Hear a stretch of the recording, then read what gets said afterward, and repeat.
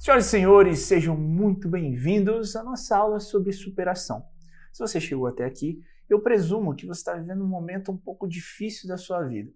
Talvez um pós-término ou talvez uma dificuldade mesmo de mesmo meses depois conseguir seguir a sua vida. Então, eu não vou te prometer que na próxima meia hora você vai ter superado o seu ex.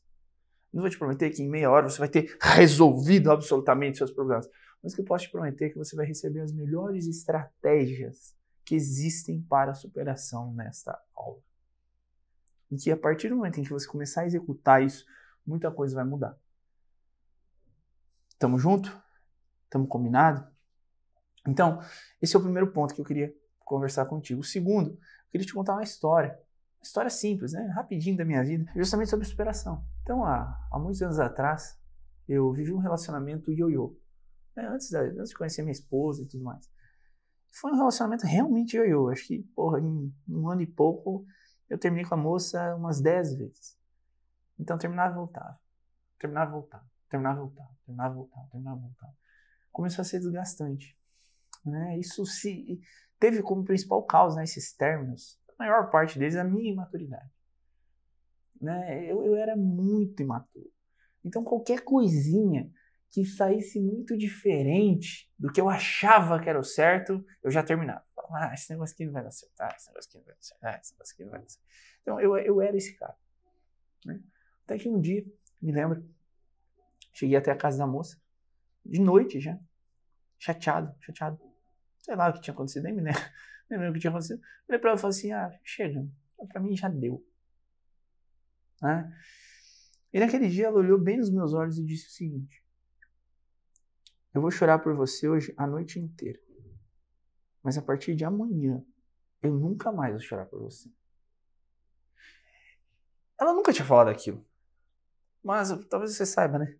Quando a gente é muito imaturozinho ainda, essas coisas elas entram por um ouvido e saem pelo outro. Então você pensa, tá falando da boca pra fora. Isso aí não vai acontecer. Olha o histórico aí, daqui a pouco já vai estar tudo bem. E eu falei, beleza. E aí, ela desceu do carro, a gente terminou, e eu segui minha vida. Segui minha vida por exatas 2 semanas. De fato, eu fiz tudo que um moleque de 20 e pouquinhos anos queria ter feito.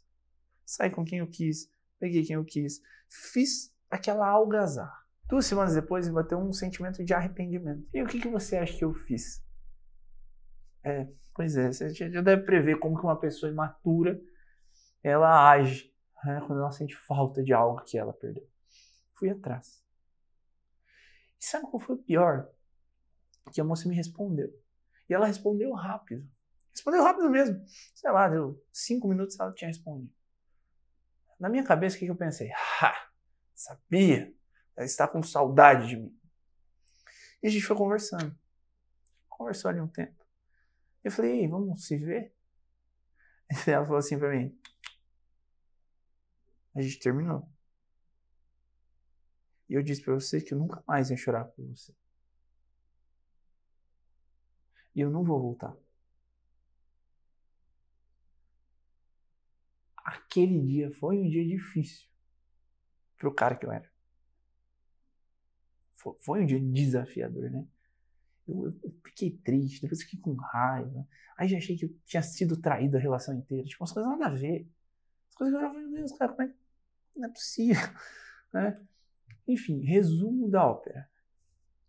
Por 1 ano inteiro, eu tentei voltar com a moça. Sem nenhum resultado. No outro, eu fiquei sofrendo quieto. No final foram 2 anos até que o meu processo de superação realmente acontecesse. Então você me pergunta, cara, você está me falando que eu vou levar 2 anos para superar alguém? Claro que não. O que aconteceu comigo foi o seguinte: ninguém ensinava sobre superação. Ninguém mostrava o caminho. Ninguém dava a letra.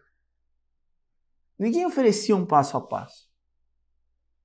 Então eu precisei aprender muita coisa na pele, meio que sozinho. Como que eu lido com isso? Como que eu lido com aquilo? Como que eu viro essa chavinha? Como que eu faço não sei o quê? E eu fui aprendendo. Foi muito difícil. Foi muito trabalhoso. por muitas e muitas e muitas noites, eu chorei, fiquei triste, agi de um modo extremamente infantil, peguei outras pessoas para suprir buraco, fiz um monte de coisa que eu não me orgulho. Não foi a melhor maneira de superar. Mas foi que na época deu. Só que aos poucos, eu fui percebendo que existiam padrões. Padrões de sofrimento. Padrões de luto. Padrões de ações que deixavam meu dia mais leve. Ou seja, que faziam com que eu não pensasse tanto na minha ex. E assim eu fui indo. Até que em um determinado momento, a chavinha virou. E tendo tudo isso estruturado dentro da minha cabeça, eu comecei a documentar esse processo de superação. Então tal hora eu fiz tal coisa, depois eu fiz isso, depois eu fiz isso, depois eu fiz aquele outro. Então eu criei uma sistemática, eu criei um passo a passo. E no momento em que eu criei esse passo a passo, eu comecei a reproduzir isso dentro do meu trabalho. Primeiro no consultório, tratando pessoas que passavam por esse problema. Eu não consigo seguir minha vida, não consigo superar. Em segundo, dentro de um curso, né? Que eu tenho, quase 5.000 alunos lá que buscam realmente um processo de superação.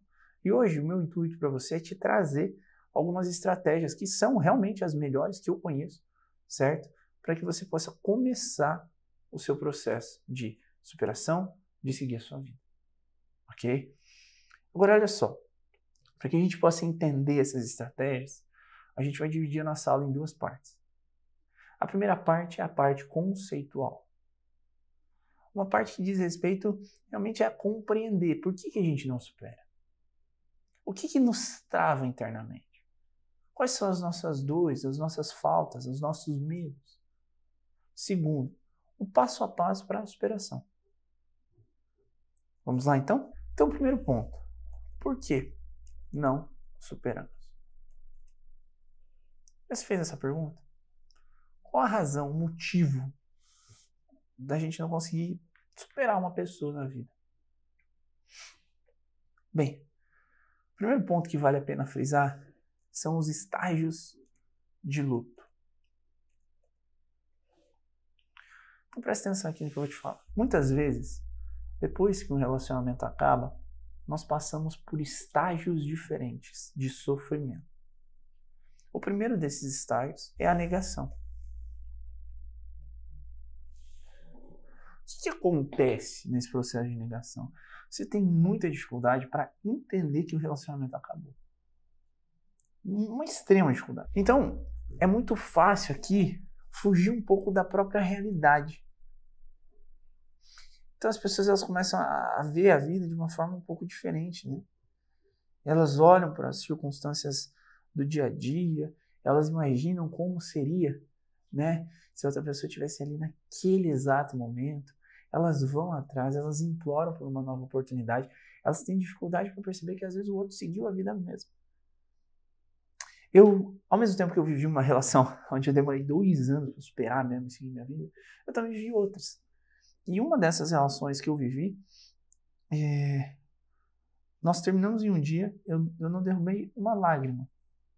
No outro dia, eu me sentia uma pessoa normal. Então, ao mesmo tempo que algumas pessoas passam pela negação, por outros processos, também existem algumas pessoas que em contextos específicos não vivem a fase de luto, porque aquele relacionamento havia acabado muito antes de terminar. Então elas, entre aspas, viveram todas aquelas fases dentro da relação. Quando acaba, não acaba. Talvez você já tenha conhecido a história de alguma mulher que passou por isso. O relacionamento acabou, ela seguiu a vida. O cara ficou implorando, ela seguiu a vida, porque ela tinha sofrido tudo isso dentro da relação. Então a primeira fase é a fase de negação. Não é isso que eu quero. Poxa, tá difícil. Meu Deus do céu, não é possível que não exista um futuro para nós dois, etc. As pessoas, quando elas estão nessa fase de negação, elas têm uma companhia muito frequente, né? Que são músicas cujas letras sugerem um reencontro, um restaurar, um restabelecer, etc. As pessoas cantam, choram, etc. Enfim, elas se afundam naquela própria letra. Tá? Então isso é comum, né? Talvez se você parar para pensar nas músicas que você ouve, você percebe que algumas nessa fase de negação são muito mais ouvidas do que outras, tá?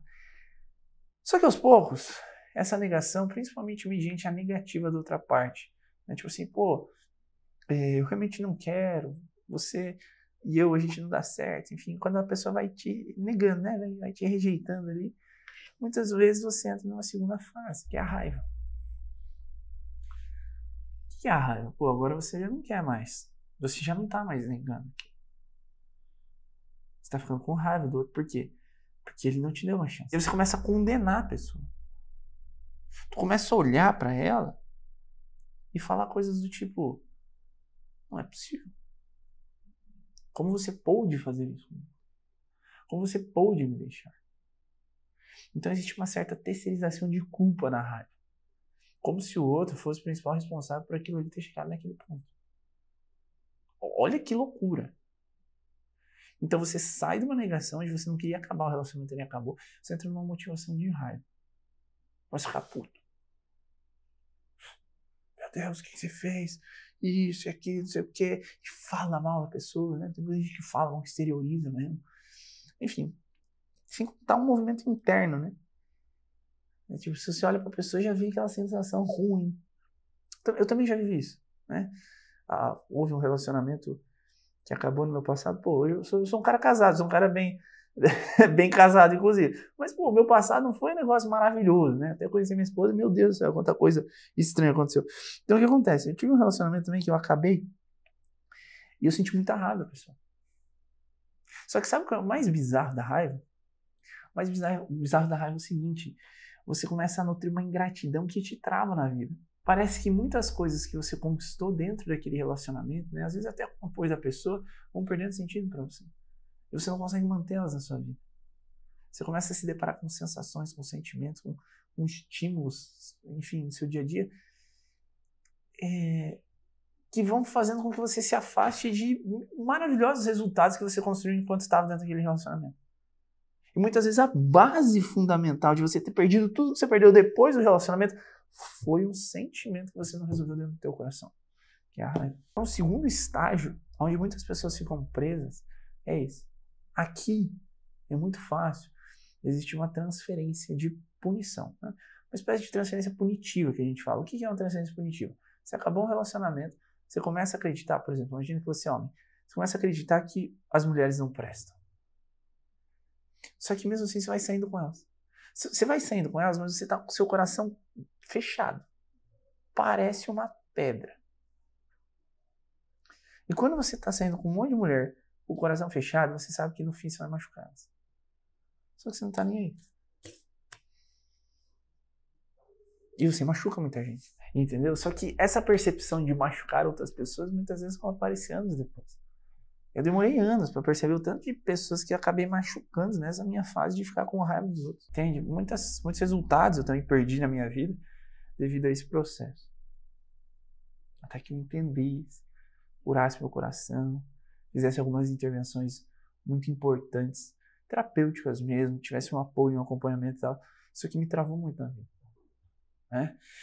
Então, após você sair da raiva, não necessariamente nessa ordem cronológica, tá? Você pode, entre aspas, né? Você pode sentir uma raiva antes de sentir a negação. Ou você pode entrar na fase da barganha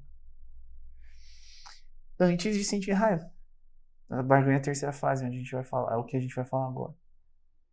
Então, não existe essa ordem lógica, mas na estrutura didática aqui, só para vocês poderem entender, tudo bem?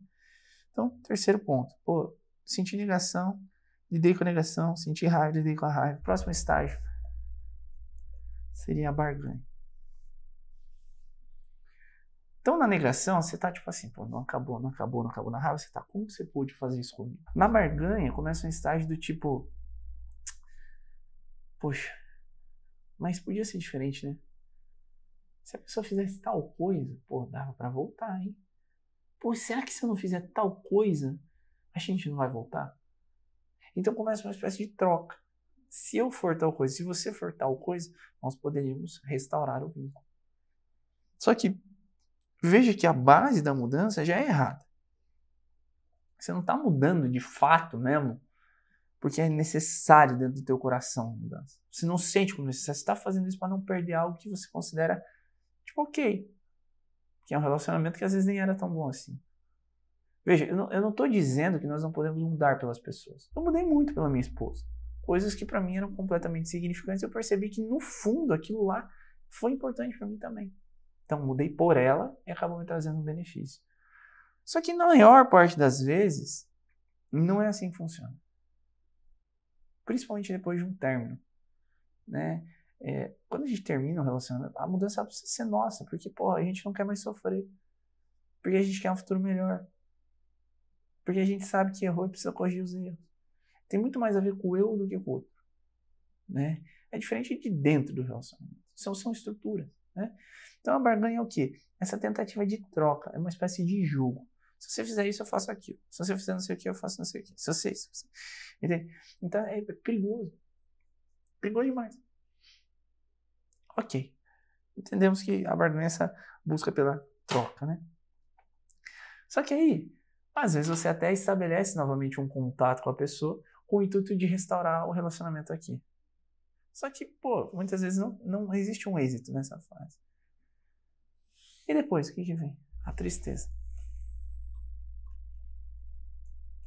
Um início, né? A sensação interna da pessoa de depressão.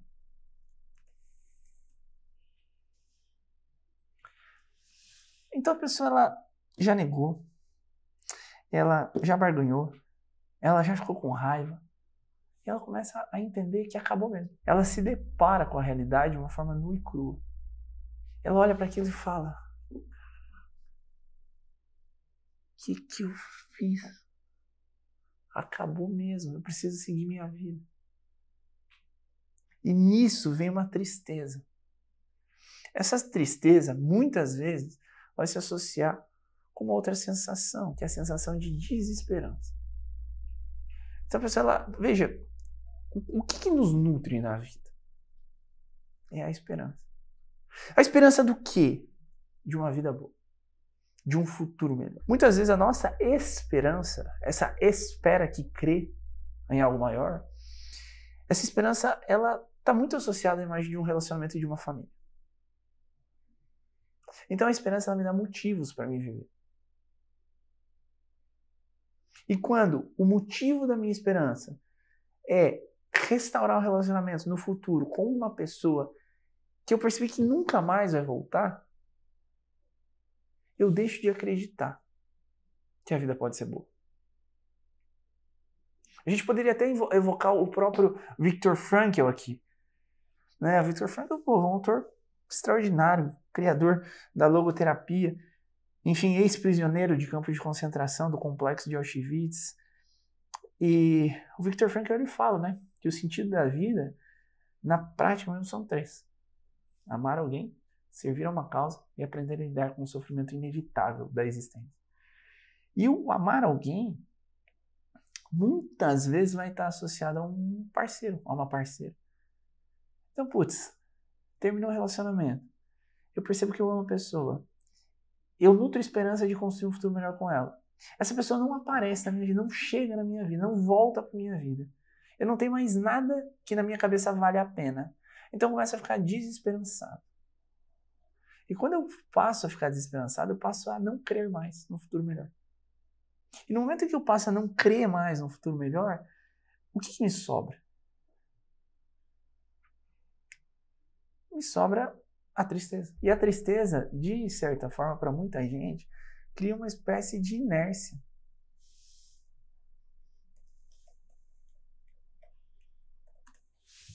Ou seja, a pessoa deixa de agir. E quando ela deixa de agir e passa a ver a vida dela como algo extremamente limitado a uma cama mesmo, eu quero dormir, acordar e tá bom para mim. Essa pessoa ela deixa de ter histórias para contar. Ela deixa de fazer o que precisa ser feito. Ela deixa de construir aquele futuro que ela sempre sonhou, independente da presença do outro. Então, aí começa a depressão. A depressão, nesse contexto, é uma consequência da desesperança que vem justamente pela ruptura final de uma relação. No momento em que isso começa a acontecer, a pessoa tem 2 escolhas. Precisa se deparar com essa realidade, ser forte e construir novas habilidades e capacidades, que a gente vai falar disso daqui a pouco. Ou ela vai ir definhando emocionalmente. Vamos imaginar que ela escolhe se reerguer, construindo novas habilidades, capacidades, fazendo acima de tudo com que a dor que ela está sentindo não seja em vão. Bem, aí nós chegamos à última fase, que é a fase da superação. O que essa fase representa? Um seguir a vida. A pessoa olha para aquilo e fala, cara, foi. Não tem o que eu fazer, então bora construir uma vida melhor. Então, esses estágios de luto, eles são muito presentes mesmo na vida de uma pessoa que termina um relacionamento. Todas têm, não, mas muitas passam por isso. As que passam por todos os estágios? Não. Passam por esses estágios de forma ordenada, como eu coloquei aqui? Não necessariamente. Mas elas tendem a passar por isso. Né? Pelo menos por alguns. Ok, André. Então, estamos falando já no processo de alguém que talvez tenha entendido que o relacionamento acabou, mas não consegue se libertar dele. Não consegue chegar mesmo nesse nosso processo de superação. Como que ela faz, essa pessoa que quer esperar e não sabe como, para realmente seguir a vida? Olha só.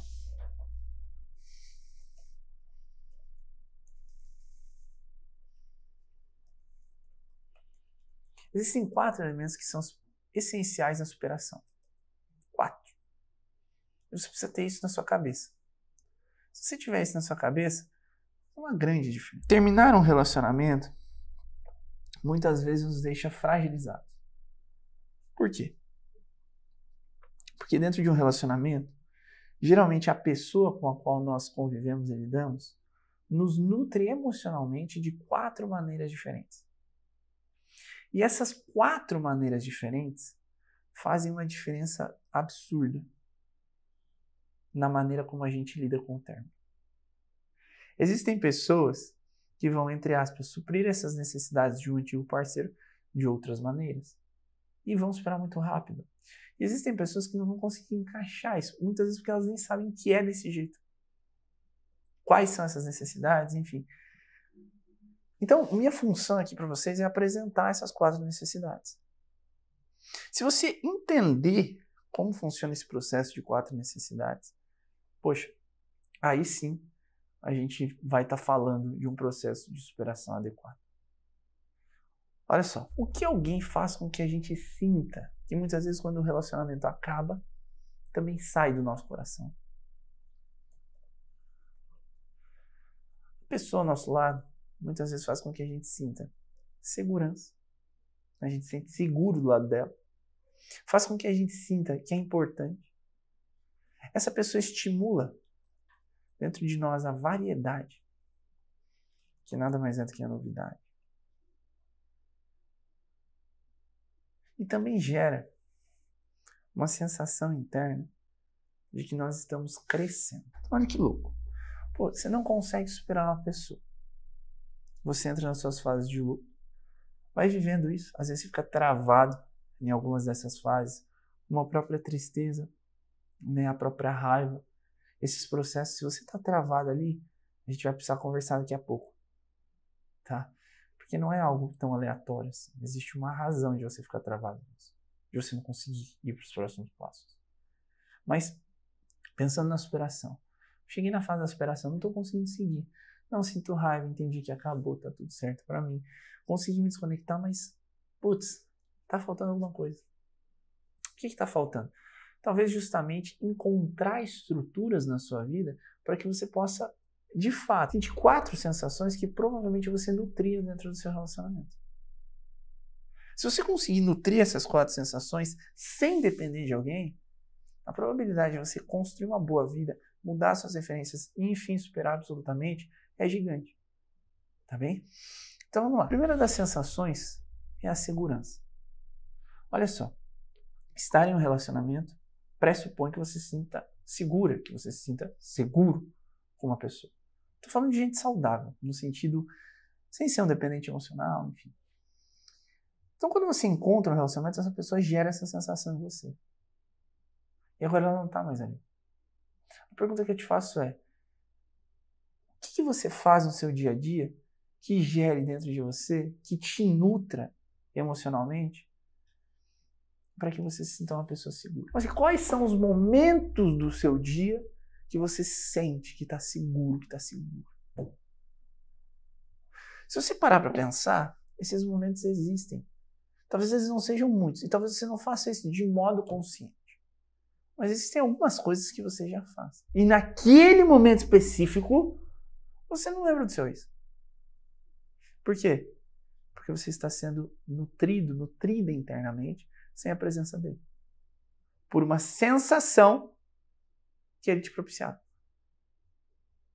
Vou te dar alguns exemplos. Existiam momentos específicos nos meus dias, lá quando eu estava tentando superar, etc., que eu percebi que eu ficava bem.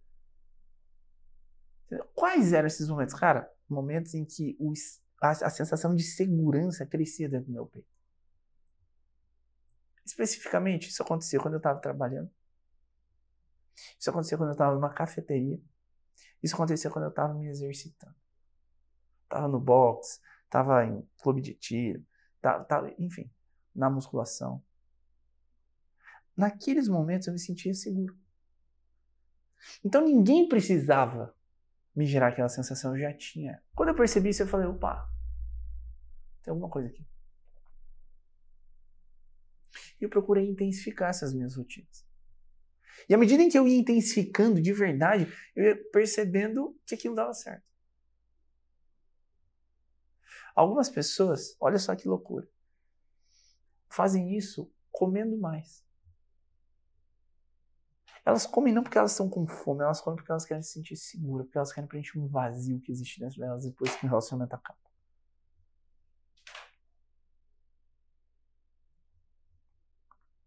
E aí elas não sabem por quê. Muitas vezes elas alcançam um sobrepeso. São os hábitos. Para combater uma emoção. Tá percebendo? Então, meu convite para você é estabelecer 3 ações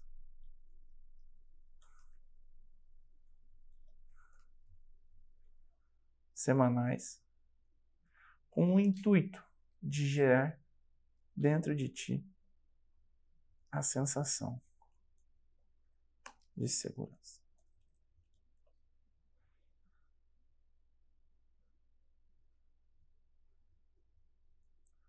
Você pode me explicar melhor isso? Claro que sim. Por exemplo, eu falei para você que eu ia para a academia, ia para o clube de tiro, ia lutar.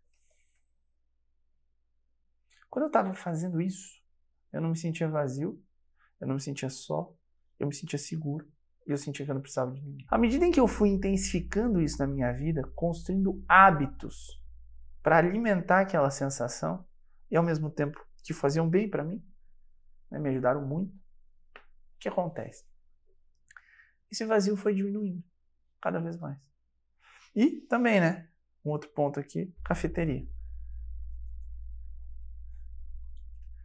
Então eu programei uma agenda onde todas essas atividades estavam presentes. Algumas dessas atividades eram diárias, por exemplo, a musculação. Outras eram de 2 a 3 vezes na semana, por exemplo, a luta e o café. E outra era uma vez por semana, estilo clube de tiro. Sistematizei, organizei, coloquei na minha agenda.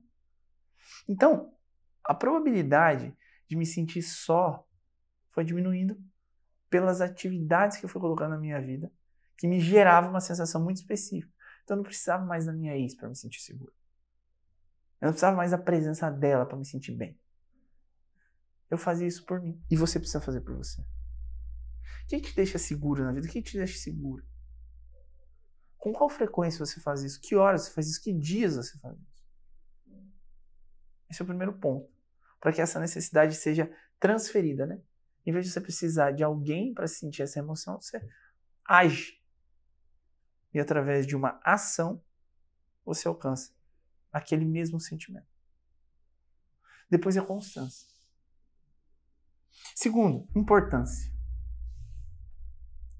Olha só, a nossa natureza é uma natureza que a busca mesmo interna é por a gente se sentir importante. A gente deseja isso, sabe? A gente deseja perceber que a gente faz diferença para as pessoas e no mundo. Por que a gente nutre esse sentimento dentro de um relacionamento? Porque muitas vezes a pessoa fala. Ela fala, nossa, minha vida seria muito diferente se você não estivesse aqui. Nossa, como você é especial. Nossa, muito obrigado por existir. Quem nunca ouviu essas coisas? Então, existe uma certa projeção. Caramba, fazendo por essa pessoa, eu sou validado, eu sou validado. E sendo validado, validada, esse sentimento de eu sou importante aumenta. E de repente você tira o estímulo, ou seja, não existe mais aquela pessoa na sua vida. Para onde essa necessidade é projetada? Aí que tá.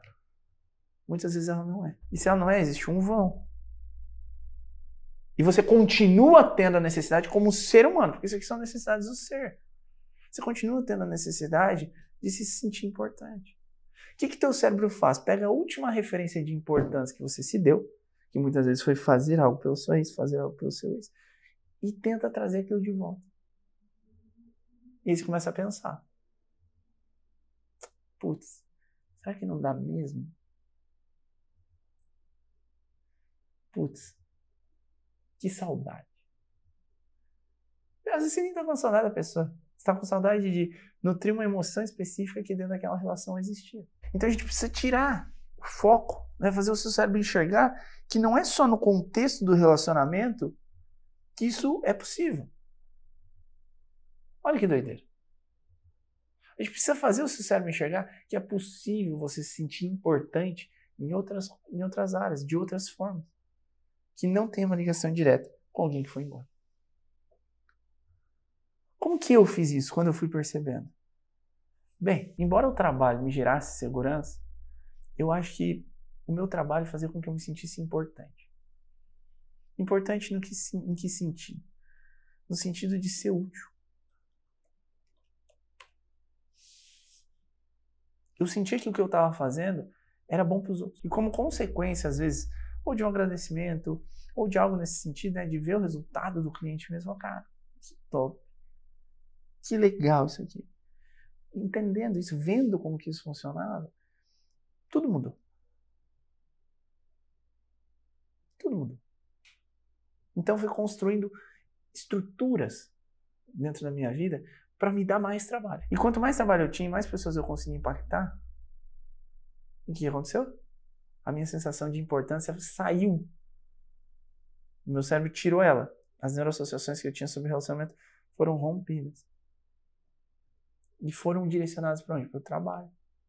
Então o trabalho faz com que você se sinta útil. O trabalho faz com que você se sinta útil. O trabalho faz com que você se sinta útil. Mas isso não necessariamente precisa ser com relação ao trabalho. Essa importância também pode ser criada dentro de casa. Como, André? Dentro da sua casa, talvez existam coisas que as pessoas não gostem de fazer.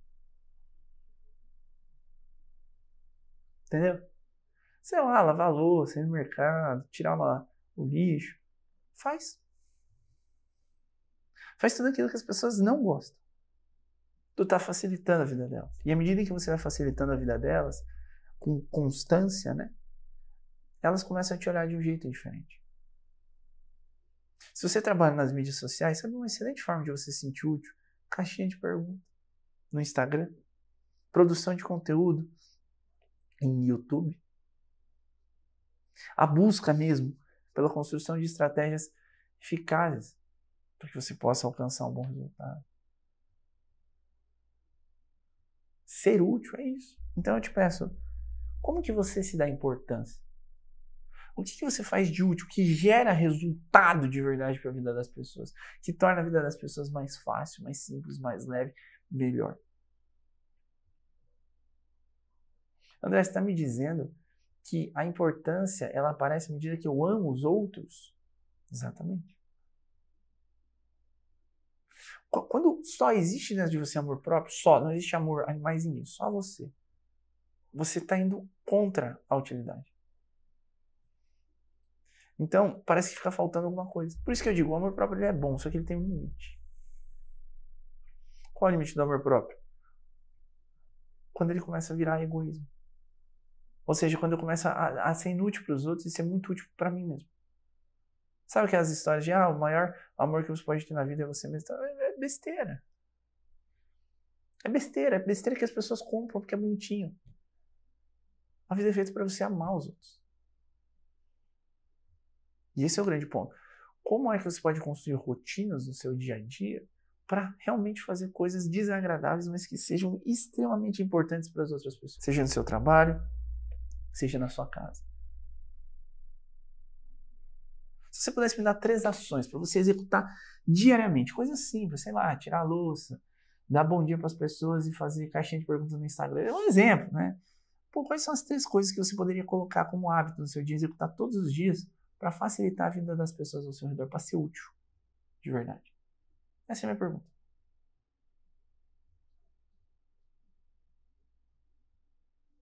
Pensa nisso. Terceiro ponto, variedade. André, o que é variedade?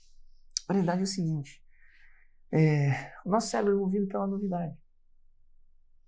Muitas vezes a presença de um parceiro, a presença de uma parceira, produz, né, uma quantidade de dopamina maior dentro da nossa cabeça. E produzindo essa quantidade de dopamina maior dentro da nossa cabeça, existem alguns resultados que aparecem. Quais são esses resultados? Pico de alegria. Né? A sensação de, pô, a vida é maravilhosa. Enfim, essas sensações boas. Elas aparecem por quê? Porque a gente está estimulando o nosso cérebro com novidade. E quando a gente estimula o nosso cérebro com novidade de pessoas, de lugares, né, de um relacionamento ali, onde você faz uma coisa, daí vai com a pessoa para um lugar, daí faz não sei o quê. E, enfim, você constrói uma sistemática muito diferente de tudo que você viveu. Você sente, principalmente no começo da relação, que a vida está diferente. Você se sente estimulado pela novidade. Quando você vive uma vida monótona demais, sempre as mesmas coisas do mesmo jeito, da mesma maneira, né? Pô, não tem uma viagem, não tem uma refeição, um restaurante é diferente, é só trabalho das 8 às 5, daí volta para casa e assiste Netflix e faz, meu Deus. Então, a presença de alguém que, junto conosco, né, constrói rotinas fixas, mas também variadas, no sentido de, pô, tá, a pessoa aqui, tá, a gente vai para tal lugar, depois a gente vai para tal lugar, e aí a gente vive uma vida diferente. Enfim, a pessoa estimula essa sensação dentro de você de novo, de desconhecido. Entendeu? Isso conecta. Então, quando a pessoa ela deixa de estar ali, a presença dela deixa de estar ali, e você cai, por exemplo, numa tristeza profunda, fica dentro de casa, reproduz a sua rotina sempre do mesmo jeito, sem um estímulo novo, sem ir para um restaurante, sem comer uma comida diferente, né? Sem fazer uma viagem, tudo que você fazia com a pessoa, né? Ou outras coisas também, você se sente frustrado, frustrada. A gente precisa de novidade, a gente precisa de expansão neural, a gente precisa de coisas novas como referências na nossa cabeça. A gente precisa de tudo isso. De tudo isso. E quando isso está projetado numa relação, ela não existe mais, fica um vazio. Então, pô, cabe um novo hobby aí? Vamos estimular o aprendizado de alguma coisa? Né? O que você acha? 2 vezes por semana fazer algo. Isso vai preencher essa sensação de novidade que muitas vezes um relacionamento te ofertava. Mas o relacionamento já tinha rotina, já fazia 10 anos, não importa, é outra pessoa. Você não tem exatamente como saber o que ela vai fazer, ou como ela vai querer tocar aquele dia, etc. O relacionamento sempre te coloca nesse eixo, né, de poder acontecer coisas diferentes todos os dias. Sem contar os planos que talvez vocês tinham e executavam, e quebravam a rotina. Coisas que talvez sozinho você não faça. O que você pode colocar para preencher isso? Eu preciso de rotina, eu preciso de ação, eu preciso de execução. Diz para mim. O que você pode colocar aqui? Pô, eu posso estimular a minha novidade fazendo tal coisa. Como eu fiz? Cara, eu comecei a viajar uma vez a cada 2 meses. Eu comecei a estudar sobre o comportamento humano, estudar muito sobre o comportamento humano. Tudo era muito novo para mim, né? Eu comecei a conhecer novos restaurantes. Eu me permiti ir para lugares diferentes, eu me permiti viajar com os meus amigos. Então, novidades, variedades. E talvez de tudo mesmo, no sentido de novidade, o que mais fez diferença na minha vida foram os estudos. Foi abrir a minha cabeça para uma ideia nova. Né? Então, esse é o 4º ponto. Esse é o 3º ponto. E o 4º ponto é o crescimento. O que mensura crescimento? Conhecimento e dinheiro. Então, no meu contexto, estudar foi um elemento de novidade. mas ele não deixou de ser um elemento de crescimento. E esse é o ponto que eu queria chegar com vocês. Porque às vezes uma coisa vai preencher duas necessidades. Como que você pode crescer na vida? Porque às vezes quando a gente está dentro de um relacionamento, a sensação interna que a gente tem é, nossa, do seu lado parece que a minha vida é melhor, eu estou crescendo aqui, eu não sou mais o mesmo, não sou mais a mesma. A pessoa sai, você volta a ser exatamente o que você era. Parece que aquela sensação de eu estou crescendo some. E cara, não é por aí. Não é por aí. Então o que a gente precisa fazer? A gente precisa preencher isso também. Se essa necessidade de crescimento ela vem com estudos, se essa necessidade de crescimento ela vem com o aprendizado de um novo idioma, vem talvez com um shape, né? Você levar mesmo a sério a academia, isso faz uma diferença, uma baita diferença. Então quando você começa a olhar e enxergar esses elementos e preencher essas necessidades que são emocionais através de ações práticas e palpáveis, sua vida muda. Sua vida muda demais. Então você realmente se sente no processo de crescimento. Então aqui podem vir os estudos, aqui pode vir a busca pela intensificação do trabalho. O que você busca intensificando o trabalho? Mais dinheiro e uma promoção, se você trabalha para alguém. Existem N possibilidades. Só que, presta atenção, são 4 necessidades. Cada uma precisa de 2 elementos, ou 3, como você quiser. E esses elementos eles precisam ser inseridos dentro da sua rotina. Então o que você vai fazer segunda-feira para preencher a sua necessidade de segurança? E terça? E quarta? E a importância? E a variedade? E o crescimento? Presta atenção. 2 necessidades é bom que você alimente todos os dias.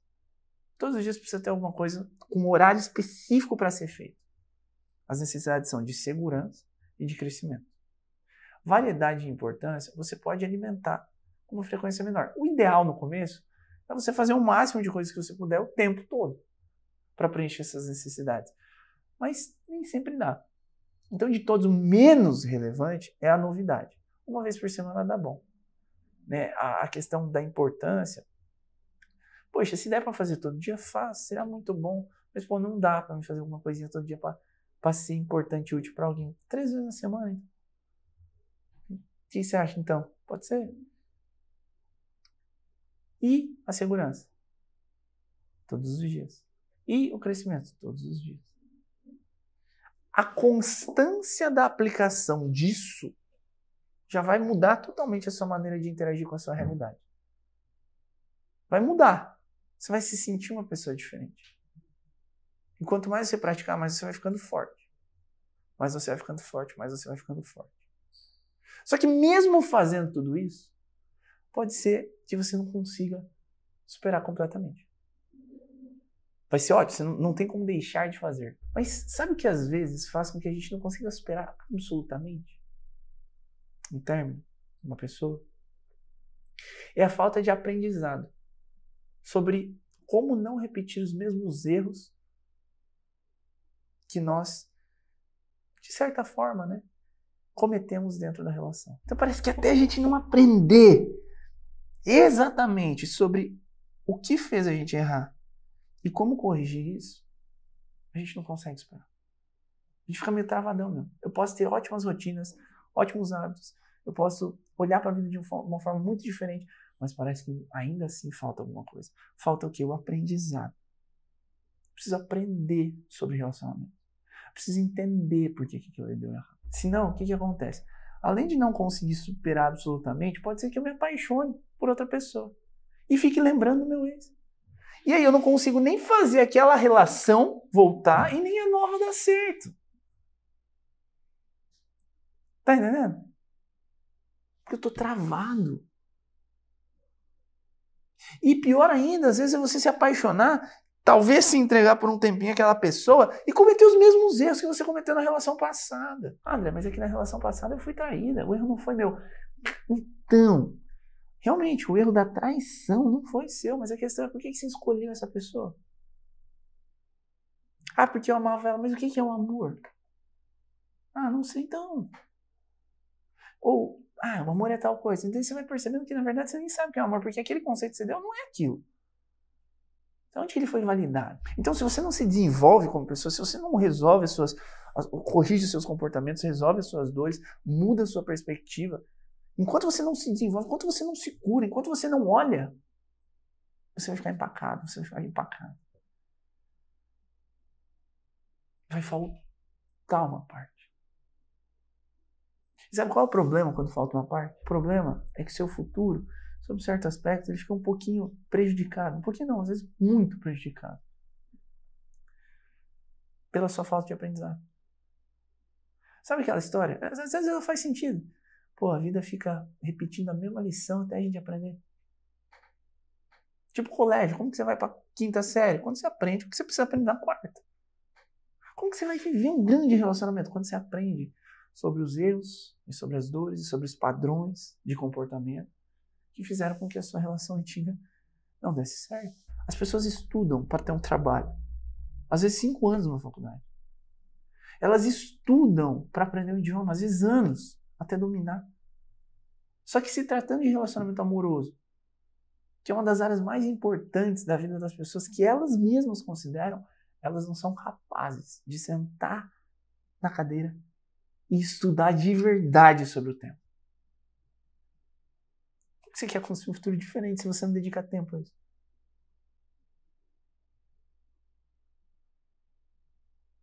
E esse é o ponto. Só que para isso eu tenho uma solução.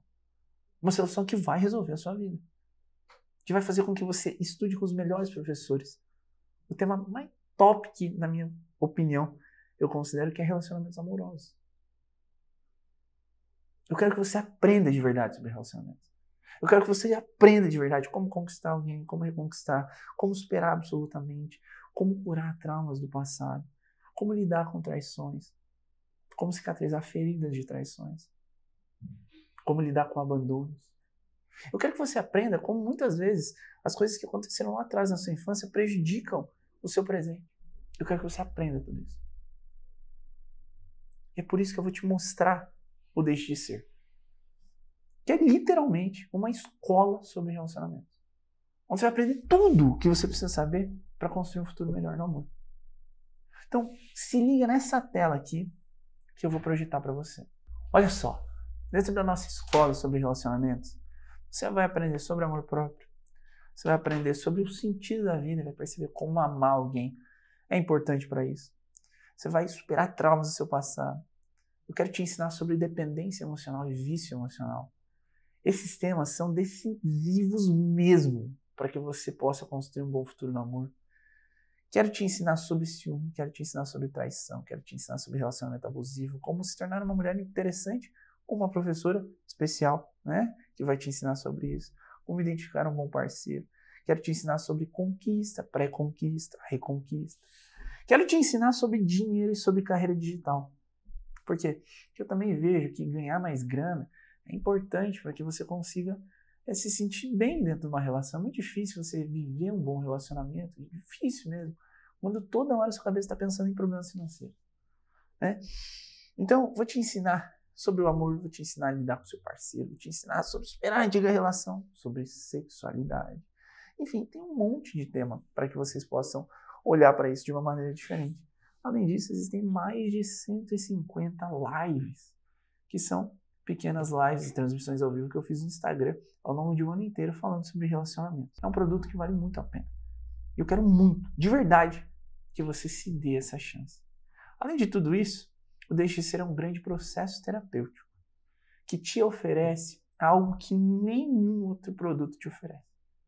Um acompanhamento individualizado. Então, no momento em que você entra dentro da escola, você, em menos de 24 horas, recebe uma mensagem de um suporte. Né?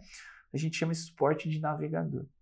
Esse navegador é um membro da minha equipe que vai caminhar ao seu lado durante todo o seu trajeto na escola, te ajudando a resolver os seus problemas, a estabelecer novas metas, a construir um futuro melhor, esclarecendo as suas dúvidas com relação ao conteúdo. Essa pessoa é uma pessoa com quem você vai poder contar durante toda a sua estadia. Então, o que eu te sugiro? Vem com a gente, se dê essa chance de aprender. O valor é super bom, vale muito a pena e você não vai encontrar nada nem parecido com isso dentro do mercado. Então, aqui embaixo tem mais informações sobre o Deixe de Ser. Faça isso por você, supere de uma vez por todas o seu antigo relacionamento e alcance um resultado muito melhor no que diz respeito a sua vida amorosa. Te vejo lá dentro, viu? Tchau.